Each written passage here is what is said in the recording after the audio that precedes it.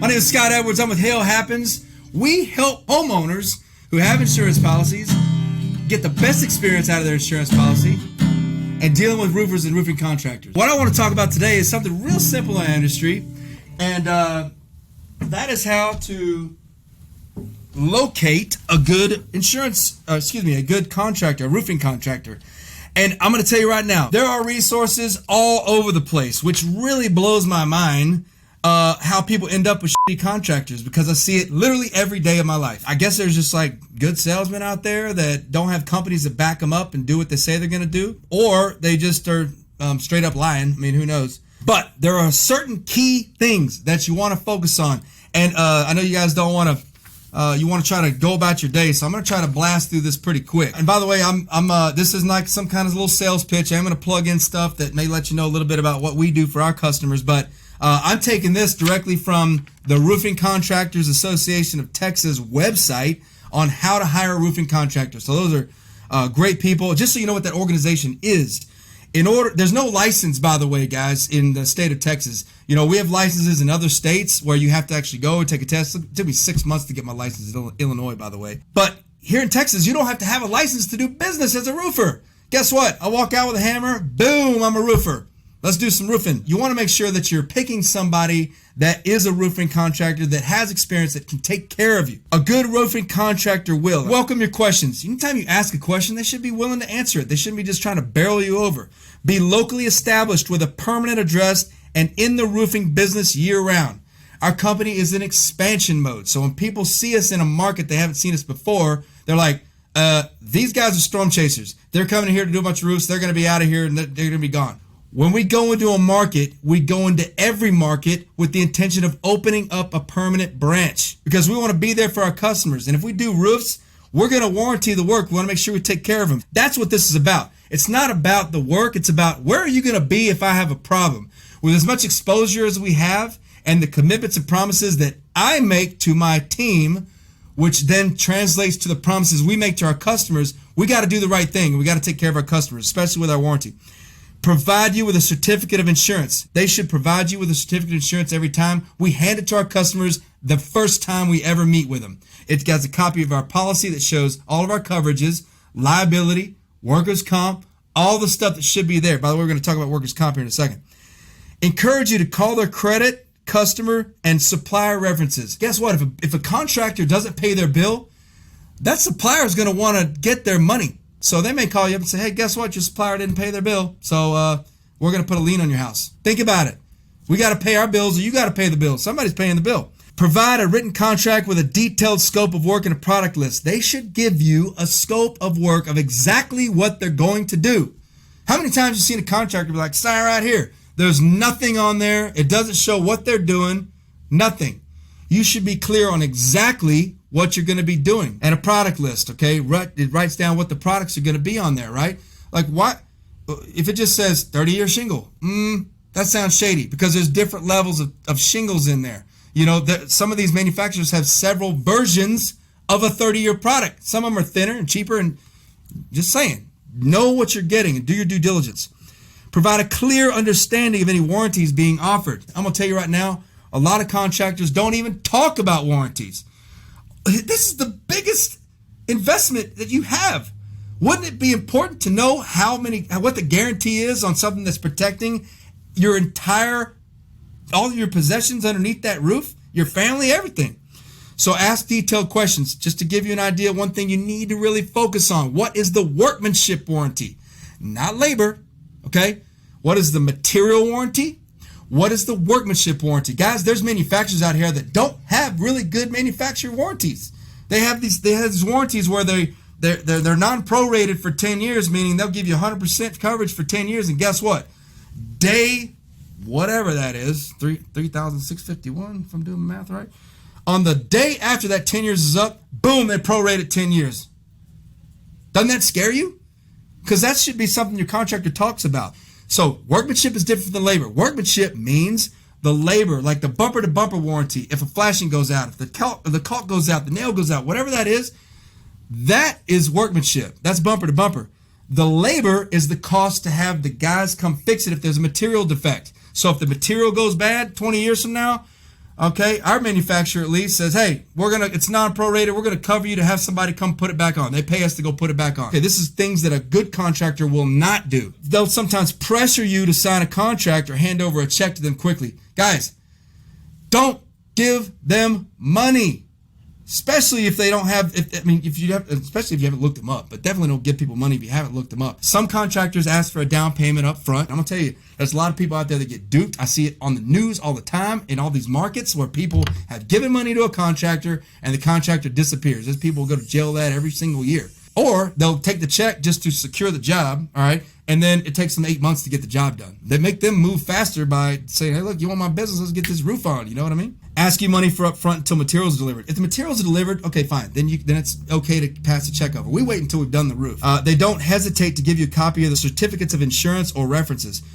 We give references, our credentials, our certificate of insurance on every case, and they should, every company should. Make sure they're not in town just for the opportunities created by the storm. There's a lot of companies that bounce all across the state and all across the country that pop in town, do a few jobs, boom, they're out of there. You never see them again. I'm just saying, make sure they're high rated, okay, above 4 at least, okay, and that they're in town to make sure they're going to take care of you. If we have any warranty issues, we take care of our customers. We've done business in several different states, several different cities, the Houston area, Lubbock, Round Rock, our office in Round Rock, and then of course here in Bernie, Texas, our headquarters. They don't need to be in the roofing business part-time, like only when the storms hit. Let me tell you something. I can't tell you how many signs I've seen where you got these trucks and it's like plumbing, HVAC, and there's like a little sticker or whatever, like a new vinyl sticker on the bottom that says, and roofing. You know, there's a company that says, I don't really want to say the name, but they're like XYZ fencing and roofing. Like, come on. Well, are you a fencer or a roofer? When storms hit in areas, everybody wants to be a roofer because it's a lucrative business. But companies that do it part-time, they don't know what they're doing. They don't know how to deal with insurance companies. They're probably not going to be around when you need them next time. Do due diligence. The promise to waive your deductible. Guys, that's insurance fraud, all right? We talked about that in another podcast. If they offer to waive your deductible in any way financially incentivize you, doing a marketing fee, sign allowance, advertising fee, advertising allowance, take care of it on the back end. Look, Mr. Homeowner, right here in your paperwork says you already paid your deductible. Insurance company took it out. No, that's not how it works. The insurance company takes it out because that's your skin in the game. You got to pay your deductible. The way that you help yourself is get a contractor that knows this process and knows how to help. Good companies, you know, especially since we're Texas, the deductibles are usually 1% out here. They should have financing options in place to take care of the deductible. They should do a great inspection to make sure all the collateral damage is accounted for, because that puts money into the claim for stuff that you may not need to get done. Also, the RCAT deal didn't mention anything about quality. Guys, look up their quality. Look up the material list they use. Look up their installation practices. We review all that with our customers. We talk about how no matter what, we install what we call our igloo shield. It's a stick down membrane. For us, it goes in the valleys where the water is most susceptible for entry. It goes around the vents. It goes around the pipe flashings, all along the step flashing, chimney, everything. Any hole in the roof needs ice and water shield. That's what it's called in layman's terms, or in industry speak.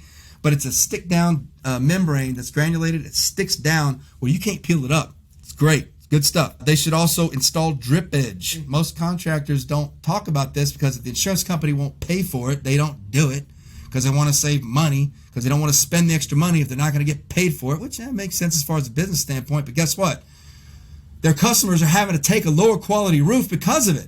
So we install drip edge on every job. Doesn't matter if the insurance company pays us or not. That's what we do. It's different. We use a synthetic underlayment instead of the paper. You've seen the paper, stuff tears off in your hands. And we talked about workers' comp. I touched on that. I want to just revisit this one quick second. General liability insurance. That means that if there's property damage, somebody, trailer backs into your garage, they knock through a fence, that's property damage. That's what general liability is for. So when a contractor says, yeah, we're insured, maybe they're insured for general liability, which most contractors should have. If they don't, then definitely don't use them. My experience has taught me that most contractors, not just like a certain percentage, most do not have workman's comp insurance. Workman's comp insurance. And I tell my reps all the time, guys, It costs me a lot of money to have workman's comp insurance to protect our employees as well as the people that work on the roofs as well as our customers. So use that, because most of our competitors don't. If somebody falls off a roof, that's injury to a person. That's what workman's comp's for. Liability doesn't cover that. So you're exposed. That means that whoever fell can go after you personally. Go after you and your homeowner's insurance policy.